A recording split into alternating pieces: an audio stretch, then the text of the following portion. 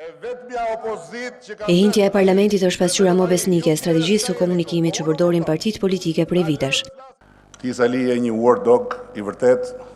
Ta quaj thjesht një qend droge. Dukesh e tamam si Pablo Escobari. Edi plehu, edi plehu, edi plehu. Për analistin Presh Zogaj, pasoja e parë e këtij agresiviteti është humbja e besimit të qytetarëve tek politika, e cila artikulon akuza që asnjëherë nuk faktohen nga institucionet ligjzbatuese. Është një politikë që forcon vetëm elektoratin e llogorëve, ndërsa elektorati që është jashtë llogorëve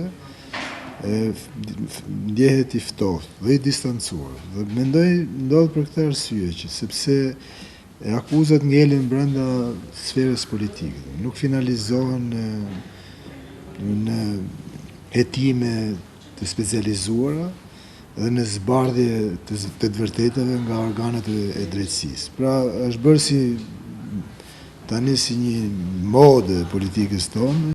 Sipas Ermal Asimjes, produkti më i freskët i kësaj retorike të ashpër është rezultati i zgjedhjeve në Dibër. Besimi me sa duket është jashtëzakonisht i ulët dhe rasti i Dibrës të tregoj këtë gjë, sepse me sa duket besimi tek opozita nuk vlen as atë 20.000 lekëshin ose thesin e miellit. Njerëzit tuk i bëjnë dallimin, jo vetëm nga aspekti i gjuhës, i agresivitetit, i banalitetit, por nuk e bëjnë dallimin as nga pjesa e besueshmërisë.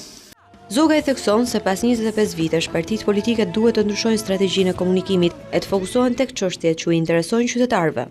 Është vetmja mënyrë për të rritur.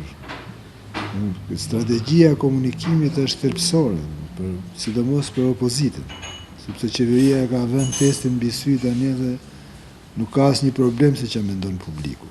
Ky është një problem tjetër i madh. Por opozita duhet i shohë, sepse vërtet ka ngjarje që t'i ndinjojnë, por duhen parë gjithmonë, domethënë, në perceptimin që ka dhe publiku për ta. Agresiviteti, akuzat e fyerjet janë tashmë prej vitesh tipari dominues i strategjisë së komunikimit të partive politike, edhe pse kundërta ju ka sjellë më shumë mbështetje e më shumë votues.